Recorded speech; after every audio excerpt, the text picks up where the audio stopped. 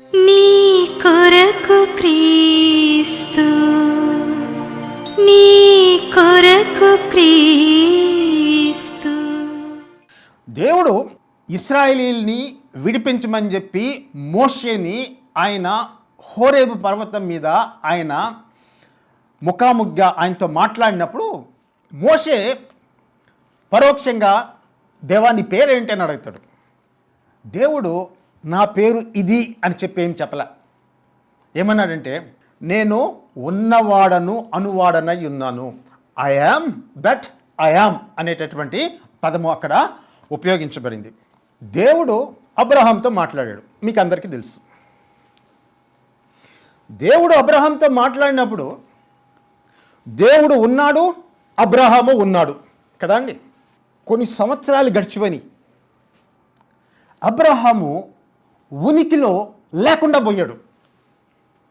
దేవుడు ఉన్నాడు. అబ్రహాం తర్వాత ఇస్సాకు వచ్చాడు. దేవుడు ఇస్సాకుతో మాట్లాడుతూ ఉన్నాడు, సంభాషణ జరుగుతుంది. ఇస్సాకు ఉన్నాడు, దేవుడు ఉన్నాడు. కొన్ని సంవత్సరాల తర్వాత ఇస్సాకు ఉనికిలో లేకుండా పోయాడు, దేవుడు మాత్రం ఉన్నాడు. He is existing. అబ్రహాం కాలంలో ఆయన ఉన్నటువంటి దేవుడు, ఇస్సాకు కాలంలో ఆయన ఉన్నటువంటి దేవుడు. ఇప్పుడు అబ్రహాం అయిపోయింది, ఇస్సాకు అయిపోయింది, వాళ్ళు లేకుండా పోయారు, దేవుడు మాత్రం ఉన్నాడు. He is existing. ఇప్పుడు ఇంకొక తరము, యాకోబు తరం వచ్చింది. యాకోబుకి దేవుడు ఏమవుతాడు? మాట్లాడినప్పుడు చాలాసార్లు మాట్లాడాడు కదా యాకోబు తోటి. యాకోబుకి దేవుడు ఉన్నవాడు అయినటువంటి దేవుడు. యాకోబు ఉన్నాడు, దేవుడు ఉన్నాడు. కొంతకాలం గడిచిపోయింది, యాకోబు లేకుండా పోయాడు, ఉనికిలో లేకుండా పోయాడు, దేవుడు ఉన్నాడు. యాకోబు తర్వాత ఆయన తరం వారు, మిగిలినటువంటి తరాల వాళ్ళు వచ్చారు. యేసేపు వచ్చాడు, ఆయన తరం గరించిపోయింది, దేవుడు ఉన్నాడు, యేసేపు లేడు. ఆయన తర్వాత ఇంకొక తరం వచ్చింది, అనేక మంది తరాలు పెరుక్కుంటూ పోతున్నాయి, కొన్ని తరాల వాళ్ళు నశించిపోతున్నారు, దేవుడు ఉన్నాడు. ఎగ్జిస్టెన్స్. ఈ దేవుని యొక్క ఎగ్జిస్టెన్స్ అనేటటువంటి దాన్ని ఆయన చెప్తూ ఉన్నాడు. ఆ పూర్వ తరాలు గడిచిపోయి ఇంకొక తరం వచ్చింది, వాళ్ళు లేకుండా పోయారు. కొన్ని తరాల తర్వాత మీరు, లేదంటే కొన్ని సంవత్సరాల తర్వాత మీరు లేకుండా పోతారు, దేవుడు మాత్రం ఉన్నాడు. He exists. He is I am that I yam. అంటే తరాలకి, కాలానికి, దేనికి సంబంధం లేకుండా, కాలానికి అతీతంగా, సమయానికి అతీతంగా, స్పేస్కి అతీతంగా ఎల్లప్పుడూ ఉనికిలో ఉండేటటువంటి స్థితి కలిగినటువంటి వాడే దేవుడు. ఆ దేవుడు ఆయన పేరుని ఏమంటాడంటే I am that I yam అంటాడు. అటువంటి దేవుడు. ఆ పేరును వాళ్ళు ఏం చేశారంటే అండి, యెహోవా, YHWH అని చెప్పి వాళ్ళు ఆ హిబ్రూ భాషలో రాసుకున్నారు.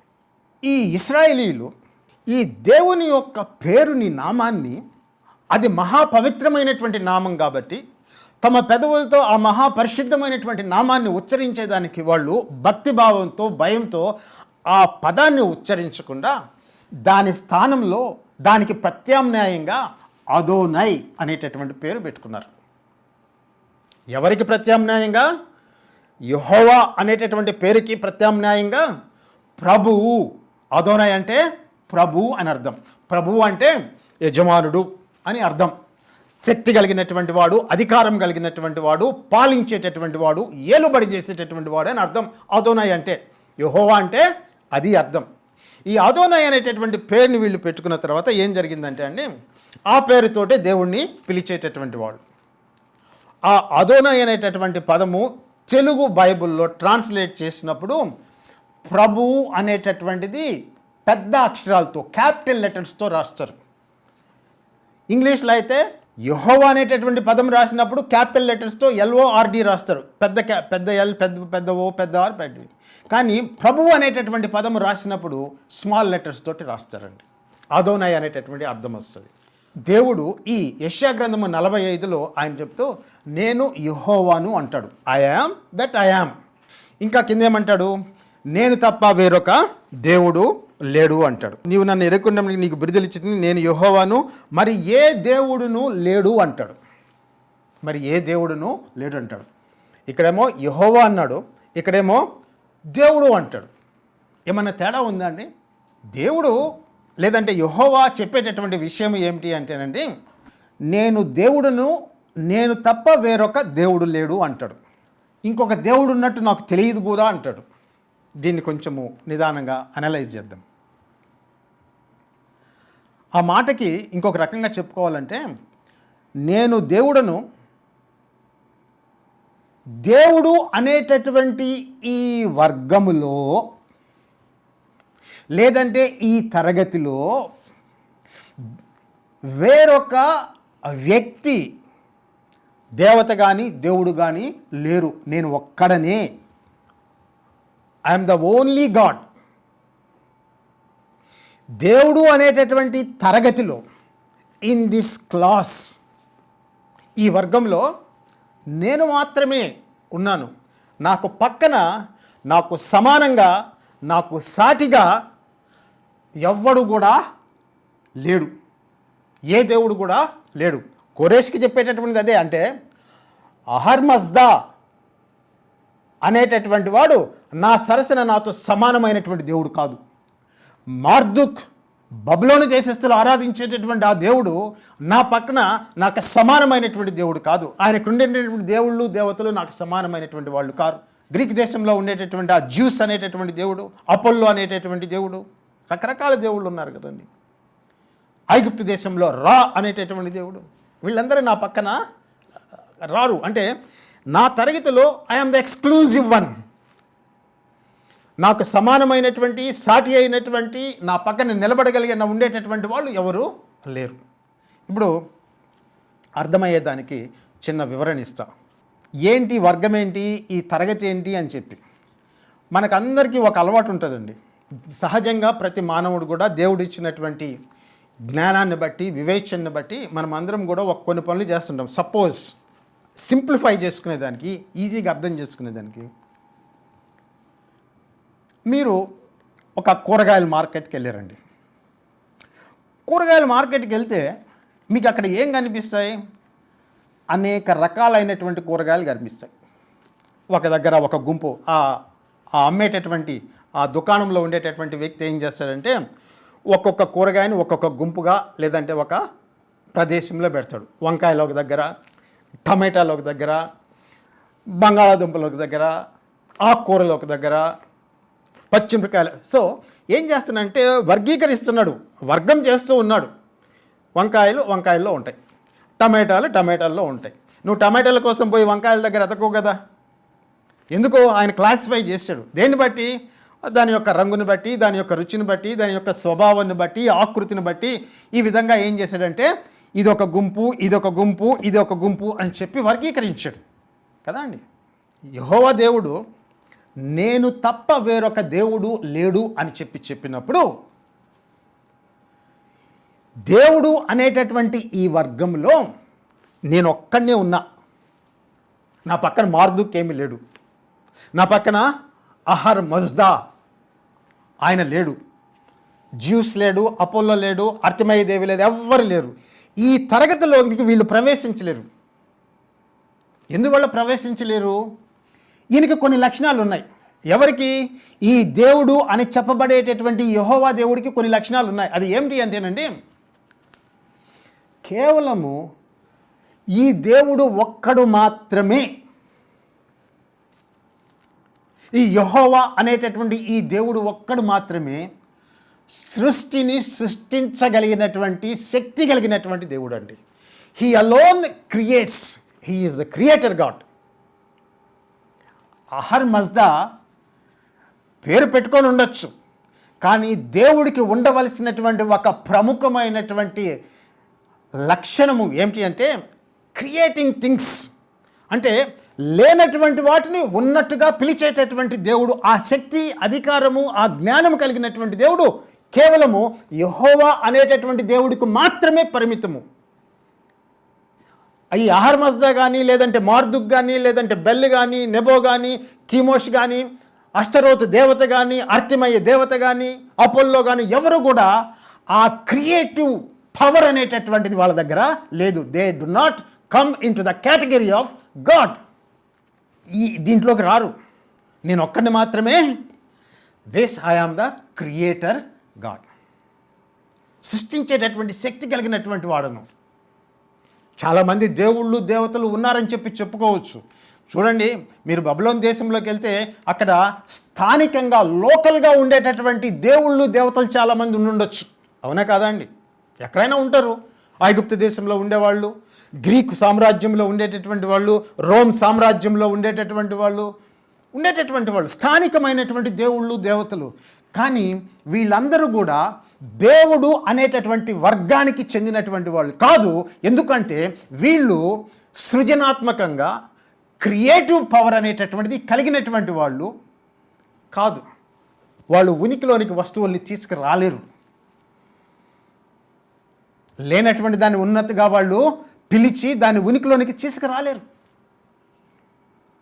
సో యెహోవా అందువలన ఒక కారణం చెప్తున్నానండి, ఆయన దేవుడు, క్రియేటర్ గాడ్. ఇక్కడ యెషయా గ్రంథంలో మాటి మాటికి ఆయన చెప్తాడు. ఏమంటాడంటే, జరగబోయేటటువంటి విషయాల్ని ముందుగా చెప్పేటటువంటి దేవుడు.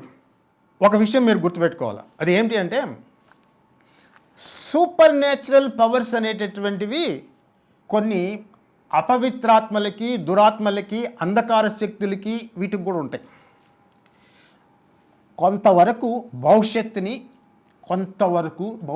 చెప్పగలరు.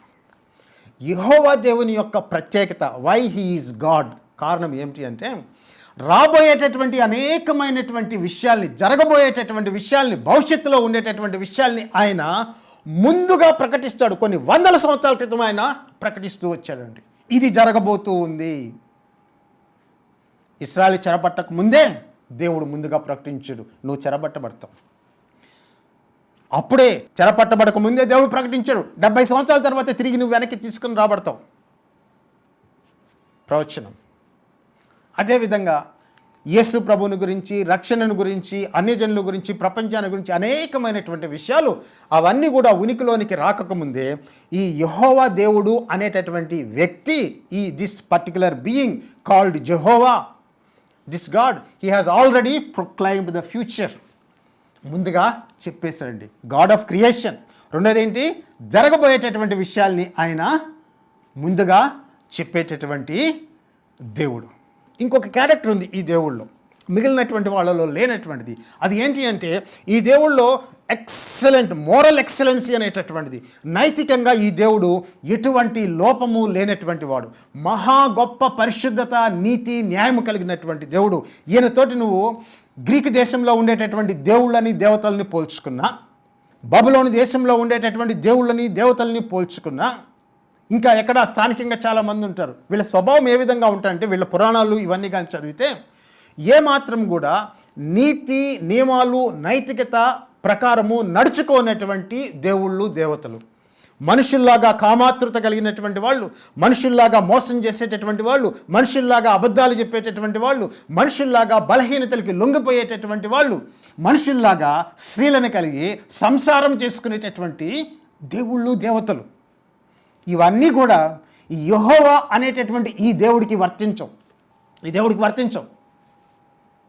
So he belongs to a different class. వర్గీకరణలో ఈయనకి, మార్దుకి, వీళ్ళందరూ కూడా ఈయన సరసన చేరు. ఈ క్రియేటివ్ పవర్ అనేటటువంటిది సమస్తము ముందుగా తెలిసినటువంటి, అంటే he is all knowing and he is all powerful. Marduk కాదు, అహర్మజ్దా కాదు, కోరేష్ యొక్క దేవుడు కాదు, నెబుకద్నెజర్ దేవుడు మార్దుక్ కాదు. దేవుడు సర్వశక్తి కలిగి చరిత్రను నడిపించేటటువంటి దేవుడు, దేశాల్ని వాటి పద్ధతుల్లో నడిపించేటటువంటి దేవుడు. ఆయన కొన్ని ఉద్దేశాలు ఉన్నాయి, కొన్ని తలంపులు ఉన్నాయి. చరిత్రను నడిపించేటటువంటి దేవుడు, దేశాలను నడిపించేటటువంటి దేవుడు, రాజుల్ని లేపేటటువంటి దేవుడు, రాజుల్ని తొలగించేటటువంటి దేవుడు, సైన్యాల్ని నడిపించేటటువంటి దేవుడు, సమస్తము చేయగలిగినటువంటి దేవుడు. ఇవన్నీ కూడా ఇదిగో ఈ స్థానికంగా ఉండేటటువంటి దేవుళ్ళకి, దేవతలకి, ఈ లోకల్ డేటీస్కి, బబులోన్లో, పర్షియా దేశంలో, గ్రీక్ దేశంలో, రోమ్ సామ్రాజ్యంలో, ఐగుప్తు దేశంలో ఈ లోకల్ డైటీస్కి ఈ పవర్ అనేటటువంటిది వాళ్ళకి లేదు. సో ఎక్కడి నుంచి ప్రారంభించాం? ఈ దేవుడు మాట్లాడేటప్పుడు ఈ వాక్య భాగంలో ఆయన చెప్పినటువంటి మాట ఏమిటి అంటేనండి, నేను తప్ప వేరొక దేవుడు లేడని చెప్పి ఈ పాత నిబంధన గ్రంథంలో దేవుడు ఈ జనాలతోటి ఆ సందర్భంలో, ఆ చారిత్రక సందర్భంలో ఆయన మాట్లాడుతూ ఉన్నాడు. నేను తప్ప వేరొక దేవుడు లేడు. కోరేష్ తోటి, బబులోను ప్రజలతోటి, ఇజ్రాయేలీల ప్రజలతోటి. ఇప్పుడు మీరు నేను ఇంతవరకు దీని గురించి ఎందుకు ఇంతసేపు మనము చెప్పుకున్నామంటే రీజన్ ఏమిటి అంటే, కారణం ఏమిటి అంటేనండి, గొప్ప ఆశ్చర్యకరమైనటువంటి విషయం ఏంటంటే, పాత నిబంధన గ్రంథంలో అదోనై అని చెప్పబడినటువంటి దేవుడు, ప్రభువు అని చెప్పబడినటువంటి ఈ దేవుడు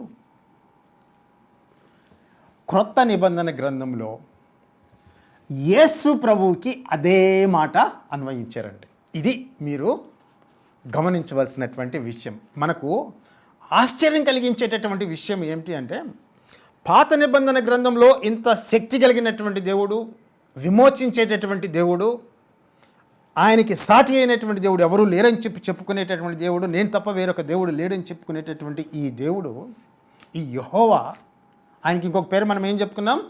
అదోనై అని చెప్పుకున్నాం. అదోనై అంటే యెహోవా అని అర్థం. ఈ అదోనై అనేటటువంటి పదము నూతన నిబంధన గ్రంథంలో యేసు ప్రభు యొక్క శిష్యులు యేసు ప్రభుకి ఆపాదించారండి. అంటే యెహోవాని ఏ విధంగా పాత నిబంధన గ్రంథంలో ఇశ్రాయేలీలు సంబోధించారు అదోనై, ఆ పదాన్ని తీసుకొచ్చి ఆ గలిలయ వాడైనటువంటి, బత్లెహేంలో పుట్టి నజరేతులో పెరిగి 3.5 సంవత్సరాలు పరిచర్య చేసి, ఈ యెరూషలేము బయట గవిని వెలుపల సిలువ వేయబడి, రోమియుల చేత సిలువ వేయబడి, చనిపోయి సమాధి చేయబడి, మరణంని జయించి తిరిగి లేచి ఆరోహణుడైనటువంటి ఈ యొక్క వ్యక్తికి, ఈ మానవునికి, జీసస్ ఆయన ఒక మానవుడు, అదే సమయంలో పరిపూర్ణమైనటువంటి, తర్వాత వస్తామండి దానికి, ఈ వ్యక్తికి ఈ శిష్యులు ఏమని చెప్పి ఒక పదాన్ని ఆపాదిస్తూ ఉన్నారంటే, ఆ సంస్కృతిలో, ఆ ప్రజల మధ్య, ఆ సమాజంలో కేవలము ఒక్క వ్యక్తిని మాత్రమే ఇశ్రాయేలీలు అదోనై అని పిలిచేటటువంటి వాళ్ళండి, యెహోవా దేవుణ్ణి మాత్రమే. ఈ శిష్యులు వచ్చి, యేసు ప్రభు శిష్యులు వచ్చి ఆ అదోనై అనేటటువంటి పదాన్ని యేసు ప్రభువుకి ఆపాదిస్తుంటే, ఆ చుట్టుపక్కల ఉండేటటువంటి వాళ్ళు, వినేటటువంటి వాళ్ళు ఆశ్చర్యమా, లేదంటే కోపమా, లేదంటే వీళ్ళకి ఏమైనా తిక్క, are they in their right mind అనేటటువంటి విషయం వాళ్ళు ఆలోచించేటటువంటి వాళ్ళు. How can they call this Galilean preacher? Of course, he did so many miracles. We don't deny that. But does it mean that he is Adonai? Does it mean that he is that I am that I am? Does it mean that Jesus is I am that I am? Is he Yahweh? Is he Adonai? This is ridiculous. ఇది భరించలేనటువంటి, సహించలేనటువంటి విషయం అండి. ఈ అదోనై అనేటువంటి పదాన్ని శిష్యులు యేసు ప్రభుకి ఆపాదించడం అనేటటువంటిది ఆశ్చర్యకరమైనటువంటి విషయం. అయితే ఈ నూతన నిబంధన గ్రంథంలో విశ్వాసులు, సంఘము యేసు ప్రభుని సంబోధించినటువంటి మాట ఏమిటి అంటే క్యూరియోస్. గ్రీకులో అదోనైని క్యూరియోస్ అని ట్రాన్స్లేట్ చేసుకున్నారు. మనము తెలుగులో ప్రభువు అని చెప్పి చెప్పుకుంటాం ఏమండి. ప్రభువు, క్యూరియోస్, అదోనై అంటే యెహోవా, I am that I am. మీకు సీక్వెన్స్ చెప్తూ ఉన్నా. సో యేసు ప్రభు ఎవరు అంటే, శిష్యుల దృష్టిలో వాళ్ళు ప్రకటించినటువంటిది, అపోస్తలుల యొక్క విశ్వాస నియమాల్లో, సూత్రాల్లో ముఖ్యమైనటువంటి విషయం ఏమిటి అంటే, జీసస్ ఈజ్ ద లార్డ్, క్యూరియోస్, అదోనై, యాహ్వే, I am that I am. మీకు అర్థమవుతుందా? సో ఎక్కడి నుంచి వచ్చాం మనము? పాత నిబంధన గ్రంథంలో 40 దగ్గర నుంచి దేవుడు చెప్తూ ఉన్నాడు, అన్నిటినీ చేసేటటువంటి వాడిని నేనే. కోరేష్తో చెప్తూ ఉన్నాడు, నిన్ను లేపినటువంటి వాడిని నేనే, నువ్వు ఎట్లొచ్చావో, నీ రాజ్యం స్థితి ఏంటో, నువ్వు ఏ విధంగా అంతా చేసినటువంటి వాడిని, నడిపించినటువంటి వాడిని, శక్తి కలిగజేసినటువంటి వాడిని అంతా కూడా నేనే. నా సేవకుడి కోసం చేసుకున్నటువంటి నేను యెహోవాను, నేను తప్ప వేరొక దేవుడు లేడు. ఆ పదము ఎవరికి వర్తిస్తూ ఉన్నారంటే, ప్రభువు అయినటువంటి యేసుక్రీస్తుకి, లేదంటే యేసుక్రీస్తుకి అన్వయిస్తూ ఉన్నారు. He is the Lord. అంటే ఇంకొక రకంగా చెప్పుకోవాలంటే, Jesus is Jehovah. Jesus is that I am that I am. ఎక్సడస్లో 3:14 రాశారు కదండి. I am that I am అన్నాడు కదండి యెహోవా. ఆయనే యేసు. అంటే సంహౌ ఏదో రీతిగా మనం మాటలో చెప్పలేనటువంటి రీతిగా ఈ యేసు అనేటటువంటి వ్యక్తి పాత నిబంధనలో చెప్పబడినటువంటి యెహోవా అనేటటువంటి ఆ సర్వశక్తి కలిగినటువంటి దేవుడికి ఐడెంటిటీ, ఆ ఐడెంటిటీలో యేసు అనేటటువంటి వ్యక్తి ఉన్నాడు. He is in that part. ఈ యేసు అనేటటువంటి వ్యక్తి దాంట్లో ఉన్నాడు. He is Jehovah. Jesus is Jehovah. అది అపోస్తలులు ప్రకటించినటువంటి విషయం. ఫిలిప్పీలకు రాసినటువంటి పత్రిక 2వ అధ్యాయంలో ఒక మాట అంటాడండి. ఫిలిప్పీలకు రాసినటువంటి పత్రిక 2వ అధ్యాయము 9వ వచనము, అందుచేతను పరలోకమందున్న వారిలో కానీ భూమి మీద ఉన్న వారిలో కానీ భూమి క్రింద ఉన్న వారిలో కానీ ప్రతి వాని మోకాలను యేసు నామమున వంగునట్లును ప్రతి వాని నాలుకయు తండ్రి అయిన దేవుని మహిమార్థమై యేసుక్రీస్తు ప్రభువని ఒప్పుకున్నట్లును దేవుడు ఆయనను అధికంగా హెచ్చించి ప్రతి నామమునకు పైనామమును ఆయనకి అనుగ్రహించును. దేవుని మహిమార్థమై యేసు క్రీస్తు ప్రభువని ఒప్పుకున్నట్లును. అదోనాయ్. జీసస్ క్రైస్ట్ ఈజ్ అదోనాయ్. యేసు అనేటటువంటి వ్యక్తి ప్రభువు. పౌలు ప్రకటిస్తూ ఉన్నాడు. రోమేలుకి రాసినటువంటి పత్రిక 10వ అధ్యాయము 8వ వచనం నుంచి ప్రారంభించి అదేమని చెప్పుచున్నది, వాక్యము నీ యొద్దను నీ నోటను నీ హృదయంలోనూ ఉన్నది, అది మేము ప్రకటించు విశ్వాస వాక్యమే. అదేమనగా యేసు ప్రభువని నీ నోటితో ఒప్పుకొని దేవుడు మృతుల్లో నుంచి ఆయనను లేపునని నీ హృదయంలో విశ్వసించిన యెడల అంటాడు. అంటే అపోస్తలుడు పౌలు ఏమంటూ ఉన్నాడంటే యేసు ప్రభుని గురించి చెప్తూ, యేసు ప్రభువు, యేసు అదోనాయ్, యేసు I am that I am అని నీ హృదయంలోగా నువ్వు విశ్వసిస్తే, ప్రభు అనగా నువ్వు విశ్వసించి ఆయన నమ్ముకుంటే నీ పాపాలు క్షమించబడతాయి అని దాని యొక్క అర్థమండి. ఎఫెసీయులకు రాసినటువంటి పత్రిక 4వ అధ్యాయము 4వ వచనం నుంచి ప్రారంభించి, శరీరం ఒక్కటే ఆత్మయు ఒక్కడే, ఆ ప్రకారమే మీ పిలుపు విషయమై ఒక్కటే నిరీక్షణ యూనిట్కు పిలువబడితే, ప్రభువు ఒక్కడే, విశ్వాసం ఒక్కటే, బాప్తిసం ఒక్కటే, అందరికీ తండ్రి అయినట్టు దేవుడు ఒక్కడే అని చెప్పి అపోస్తలుడైనటువంటి పౌలు ప్రభువు ఒక్కడే, దేవుడు ఒక్కడే అని చెప్పి చెప్తున్నాడు. ప్రభువు ఒక్కడే అని చెప్పి ఆయన ప్రకటించినప్పుడు యేసు ప్రభుని గురించి ఆయన చెప్తూ ఉన్నాడండి. పాత నిబంధనలో యెషయా గ్రంథము 45:5-6 నుంచి 7 నుంచి మనము ప్రారంభించి ఎక్కడి దాకా వచ్చామో నూతన నిబంధన దాకా యేసు ప్రభు దాకా వచ్చాము. ఏమి మనము స్థాపించుకుంటున్నామంటే, మనము ఆరాధించేటటువంటి దేవుడు నీ కోసం నా కోసం లోకం కోసం తన ప్రాణాన్ని దారబోసినటువంటి దేవుడు, సిలువలో మేకులు కొట్టబడి ముళ్ళ కిరీటాన్ని ధరించి బల్యముతో పొడవబడి తన రక్తాన్ని దారబోసి చనిపోయినటువంటి వాడు పాత నిబంధన గ్రంథములో కనిపించేటటువంటి యెహోవా దేవుడు, Adonai, I am that I yam. అంటే సిలువలో నువ్వు చూసేటటువంటి దేవుడు ఎవరో కాదు, యెహోవా దేవుడు, యేసు యెహోవా. ఆయనే నీ పాపాల కోసం తన ప్రాణాన్ని అర్పించి తన శరీరాన్ని పాప పరిహారార్థ బలిగా ఆయన సమర్పించి ఆయన మరణాన్ని జయించి నువ్వు నీతిమంతుడిగా తీర్చబడేదానికి ఆయన తిరిగి లేచి ఆరోహణుడై ఆయన తండ్రి కుడి పార్శ్వమున ఆసీనుడై దేవుని యొక్క దూతల చేత నిరంతరము ఆరాధింపబడుతూ సేవింపబడుతూ ఉన్నటువంటి యెహోవా దేవుడు. కాబట్టి యేసు అంటే నీ హృదయపు ఆలోచనల్లో తలంపుల్లో తండ్రి అయినటువంటి దేవుని కంటే కొంచెము తక్కువగా ఉన్నటువంటి ఒక సూపర్ న్యాచురల్ బీయింగ్ కాదు, తక్కువ స్థాయి కలిగినటువంటి ఒక దూత స్థాయి కలిగినటువంటి వాడు కాదు యేసు ప్రభువు. నువ్వు అనుకుంటూ ఉండొచ్చు, ఎక్కడ నూతన నిబంధన గ్రంథంలో యేసు ప్రభు తన గురించి తాను ఎక్కడ దేవుడు అని చెప్పి చెప్పుకున్నాడు? నీకు ఆలోచించే శక్తి ఉంటే, చదివేటటువంటి శక్తి ఉంటే, నీకు కొంచెం జ్ఞానము తర్కించేటటువంటి విషయం ఉంటే పోయి నూతన నిబంధన దగ్గర నుంచి ప్రారంభించు. యెషయా గ్రంథం చదువుకో, 53వ అధ్యాయం చదువు, నూతన నిబంధన గ్రంథంలోనికి రా. నూతన నిబంధన గ్రంథం ప్రకటించేటటువంటి విషయం ఏంటంటే యేసు ప్రభువు, జీసస్ ఈజ్ ద లార్డ్.